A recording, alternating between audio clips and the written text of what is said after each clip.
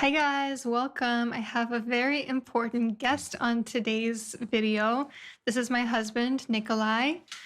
Thank you for having me. Today we're going to be talking about branding and rebranding yourself. I'll be taking more of a psychological approach, and he will be taking more of a marketing approach. To tell you a little bit about his background, he has a bachelor's of, is it science or arts? Sorry, our cats are fighting in the back. I have a bachelor's of business administration and marketing from Emory University's Goizueta Business School, a bachelor's of arts in Chinese language and culture, and a master's of science in marketing with a concentration of advertising and communication. And he just recently opened his own marketing consulting firm. And so, if you are looking for anything related to video editing, Photoshop, email campaigns, SEO, building websites, either as a freelancer or for a corporation that you have, I will link his website down below. And also, he's worked in a variety of corporate settings. He has 6 years of experience. He's worked for French companies, Italian companies. Obviously, he's fluent in Mandarin. He has worked in a rap studio in Atlanta. So he has like the music experience. He also does music mixing, if that's something you're looking for. And he also has worked in safety, what do you call it? Safety equipment. Yeah, artificial intelligence safety equipment for industrial vehicles, Yeah. a variety of different fields. He's very versatile. So he would be very valuable for different industries at the corporate level, but also he has the skills needed to help individuals at the freelance level. Obviously, he's helped me a ton. I wouldn't have this channel where it is if it weren't for him. He's helped me a ton with like figuring out how to edit in Premiere, how to create thumbnails in Photoshop, how to pick better titles, how to make a website. He has done a ton. I will always like to joke that this channel should be called Technology with Dr. Anna because I am very bad at technology. I don't know where this channel would be without him. So if you would benefit from any of those services, definitely check him out. Thank you. Are you bashful? Yeah. You'll get a sense for his approach and his personality in this video. And also, he will be editing this video to give you a sense of his video abilities. That will be very fun for me for a change. Yeah, that'll be great.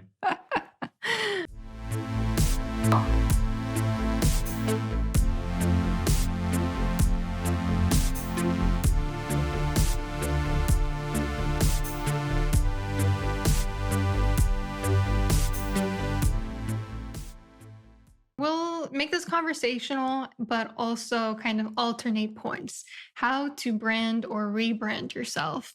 Whether personally, I would take more like a in your personal life approach or in your business life, in your occupational life. Maybe we should start by talking a little bit about how I feel like marketing gets a bad rep. I think people in this day and age tend to assume that marketing is like this manipulative thing, when in reality, anybody that has a business, small businesses included, needs to market themselves if they're going to be able to sustain themselves.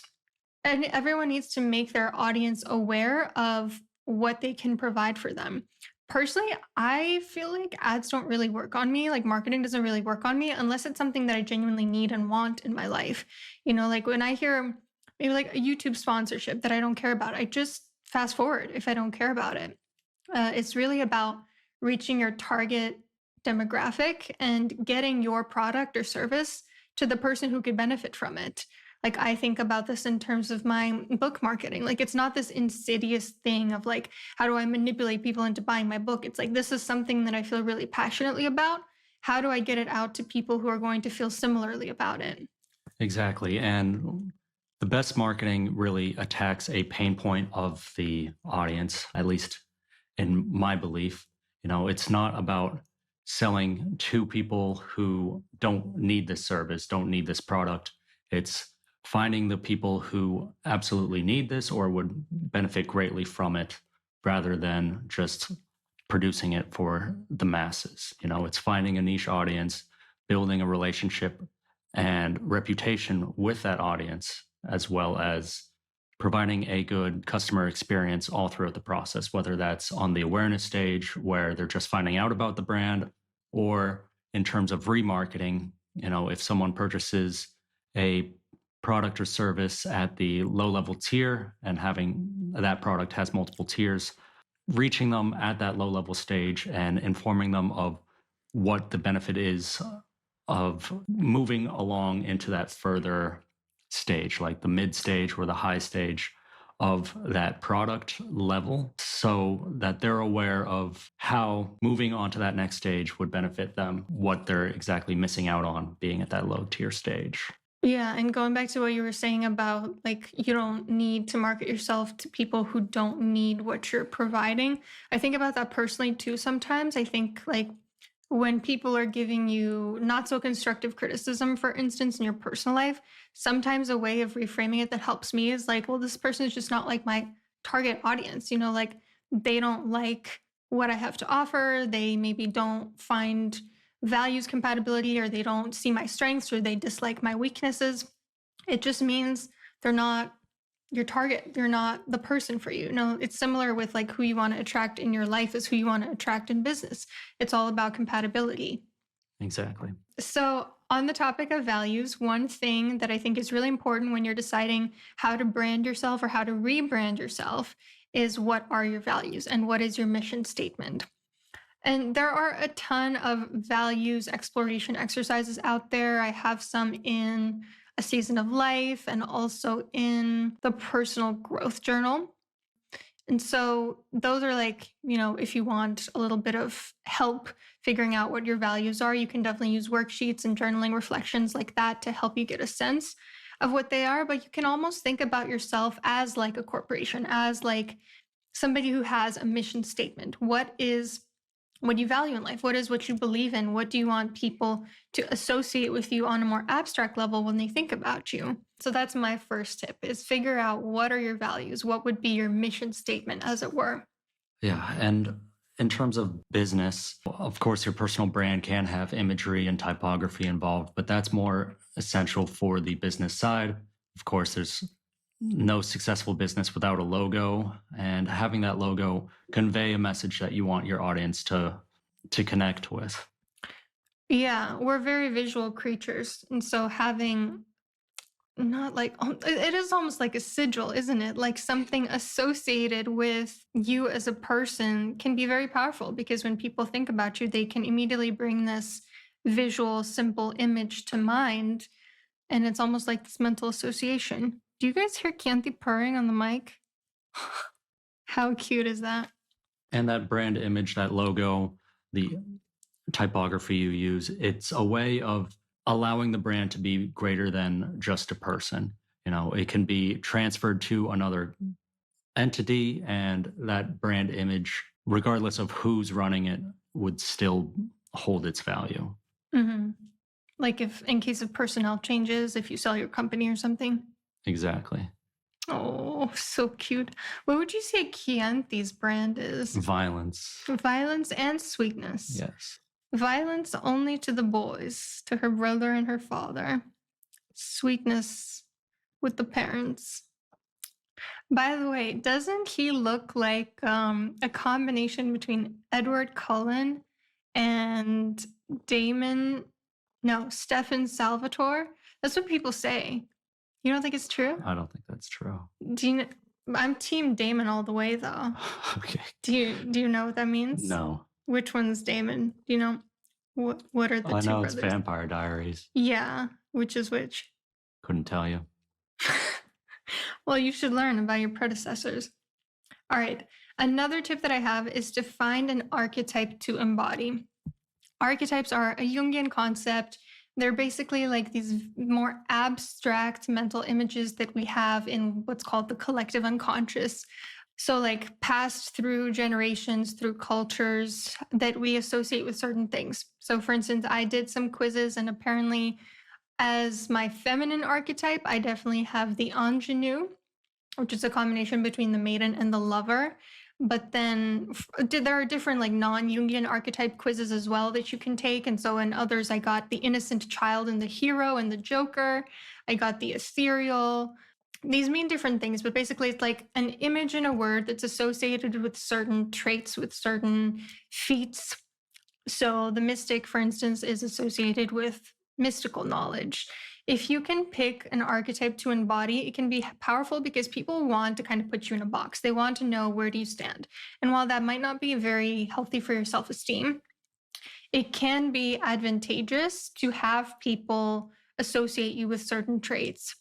So let's say that you are really young at work. Let's say that you're insecure about your age, you feel very much like the maiden at work. You can instead kind of pivot to something that better positions your strengths. Like providing the perspective of that young generation. Yeah, so kind of like you can even like lean into the archetype, or you can just like pivot it slightly, like from just the maiden to the ingenue, who also brings this like compassion and love and almost like sensuality as well. I'm just spitballing here. I'm not saying that's necessarily a good idea to do in the work setting, but you can kind of play around with how you want people to see you and almost like latch onto one archetype as your brand.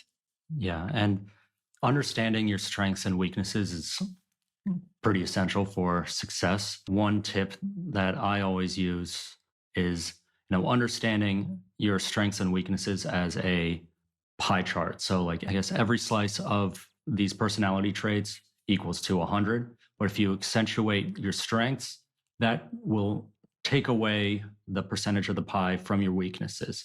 So the greater you emphasize your strengths, the less people will actually pay attention to these weaknesses.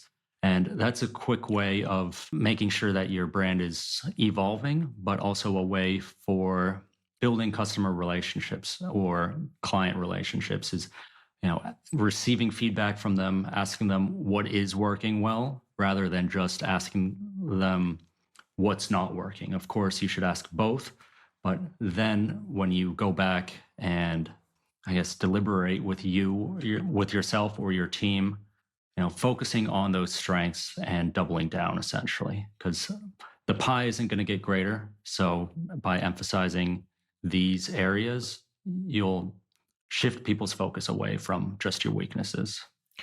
I feel like every strength can be framed as a weakness and vice versa. And so it really depends on your perspective. Like you could frame something as being a micromanager, or you could frame it as being very attentive to detail and like missing things that other people or not missing things that other people would.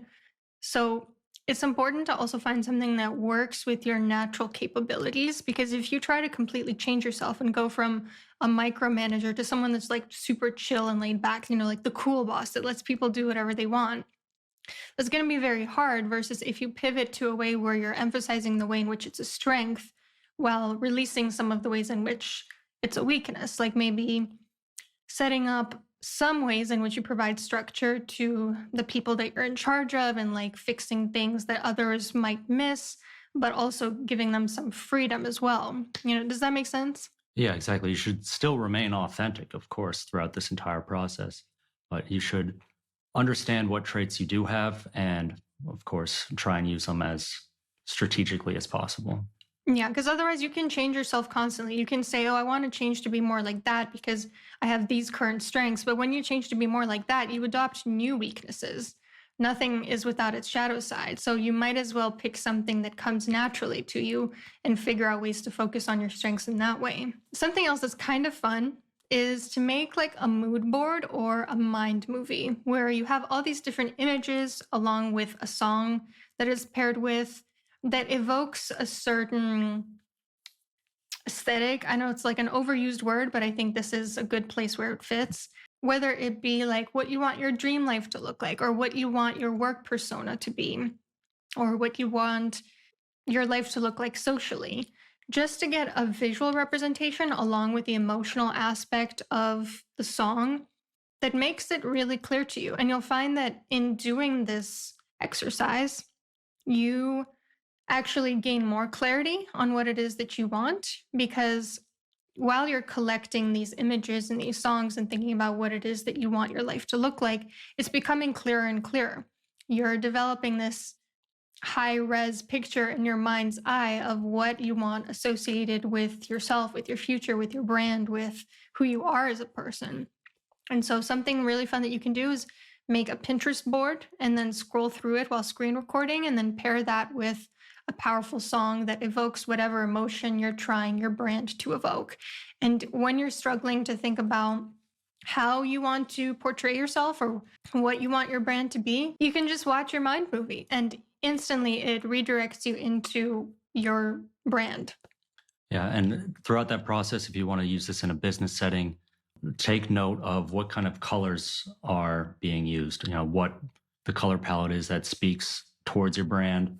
Use these images and videos to understand what sort of message and style of communication might embody these images and videos. Because apart from a logo and typography, the color palette and the communication of your business is just as important.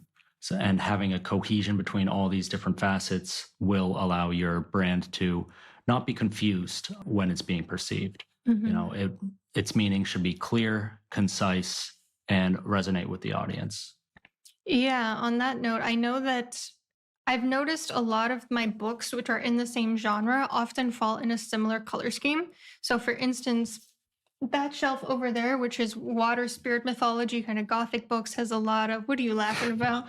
Oh, just of course it is. Yeah, it has a lot of like dark muted greens and dark muted blues and blacks. And so when I publish my book that has water spirit mythology, I know that I'll want it to have a similar color scheme because that's what seems to be selling at this point in time for brands like that.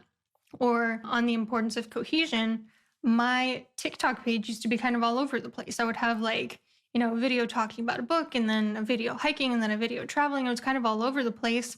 And I started to have a lot more consistent views when I really equalized the color scheme and the aesthetic and kind of turned down the brightness on everything to make it clear that this is like a page for people who enjoy Gothic books. And when I started to post more consistent, like book covers in the thumbnail. And so, really make sure that it is something consistent internally, but also consistent externally with what is selling for your particular brand at this point in time. And speaking of color schemes, you also have to be aware of different cultures. Some colors in different cultures mean different things. Like if you take a look at the stock markets in the US and Europe, as opposed to the stock markets in Asia, specifically China, red in China is prosperitous, it's auspicious. So when a stock is going well, the color is reflected as red, while in America, red in the stock market is seen as bad. And this goes beyond just colors, but also, if your logo has something to do with a specific culture. If you look at Arby's, their logo is a cowboy hat. And when they expanded over to China, they did not change their logo. And of course, cowboy is part of the American culture and it's not a big thing over in China. So when people were perceiving the brand's image, they saw the cowboy hat as a salmon jumping out of water rather than a cowboy hat. So if you're looking at a logo and you see a fish and you go in and they're selling Arby's meats, It's disappointing. yeah, there's that discrepancy between the brand image and what they're actually able to provide. So, they're not selling fish. So, of course, Arby's did not do well over there simply just because they didn't understand the cultural context in which they were operating. And that's important if you're trying to build awareness across the globe, since more and more we are becoming a more globalized world and we are able to more easily reach people in different countries. So, understand if your brand is meant to just be local. If you're trying to run a brick and mortar store within your neighborhood, you're going to have to take a different approach than if you're an e-commerce store selling to people across the globe. I didn't know that about the stock market colors. That's really interesting and would be very confusing if we were Yeah, if in you the had no Chinese clue. stocks. Yeah. And then I feel like a lot of finding your brand, if you're just overwhelmed or not sure where to start, just start experimenting through trial and error and just like continue doing more and more of self exploration of trying to portray yourself in different ways. That's how it's going to get clearer to you because otherwise it's kind of hard to know where to start. But once you get a sense of, okay, I like this versus this is not really my thing, you streamline it more and more. So, like my writing, for instance, at first, I wasn't sure which genre I feel most at home in. I kind of was okay writing pretty much any genre. And the more I wrote, the more I realized that gothic fiction is something that I really flourish in. The more I realized that historical fiction is something I flourish in, fantastical elements as metaphors for emotional difficulties. And you see how, like, with every novel, it gets clearer and clearer and clearer. I started off thinking, oh, I'm just an author, I'm a fiction author. And then you get to, I'm a gothic historical fiction author that's so much more specific. And I'm not saying you have to limit yourself to that very small niche, because again, like there are times when I will want to write a psychological thriller or something that's not historical. But if you can get more specific with your niche, that ironically helps you more. Like that's something that to me was kind of counterintuitive when I was learning about marketing, that like the more you hone in on what your brand is, the more that's going to bring in your ideal customer or your ideal target audience. Because otherwise, you're bringing in people who maybe feel lukewarm about you, who are maybe like tepid about how they feel for your brand. Versus if you were bringing in fewer people who are really into the same exact niche as you, that's going to go a lot further and they're going to be a lot more excited. And then word of mouth is going to start spreading. Exactly. That's focusing on the long tail. So, of course, the market is completely saturated. Businesses have been around for a long time. So, it's safe to say that spaces are being occupied. But if you look at that long tail, instead of just saying I'm an author, but going even deeper into your brand identity as Gothic horror, uh, Historical. Gothic historical Horror. horror, then yeah, you're going to be focusing on an audience that doesn't really have the same amount of attention as, say, just historical fiction. And at the same time, you can pigeonhole yourself. However, you have to understand exactly where your strengths lie. So you wouldn't be going to Kleenex expecting to buy, I don't know, a light bulb because it has nothing to do with their brand identity. But if you look at, say, a company like Dyson, they are known for having fans, understanding that that brand has a lot of success and expertise with the sort of air technology, then it makes sense that they make hair dryers because they also use the same sort of airflow technology. And going even further, they recently released a headphone, which, if they just released a headphone, standalone headphone, it wouldn't make any sense. However, they've been able to create the headphone with air purifying technology. I'm sure some of you have seen it. I don't know how great their audio quality is or anything like that. I haven't tried the headphones. However, incorporating what they're best known for and their strengths into the product would make it make sense to the audience as to why they are providing this. Now, I don't know exactly how strongly their headphones are selling, but they are leveraging what they're known for in order to sell it and provide it to their audience. Yeah, it's almost like don't pigeon yourself, but or don't pigeonhole yourself, but when you do branch out, make it be a palate cleanser and again make it be aligned with your brand rather than something completely out of left field. Like a palate cleanser, not completely trying to do something different. Yeah, you still have to incorporate aspects of your brand into that next product or next venture. If you were to write Like a super light romance that has like not the same style that I usually write in, that would be so weird.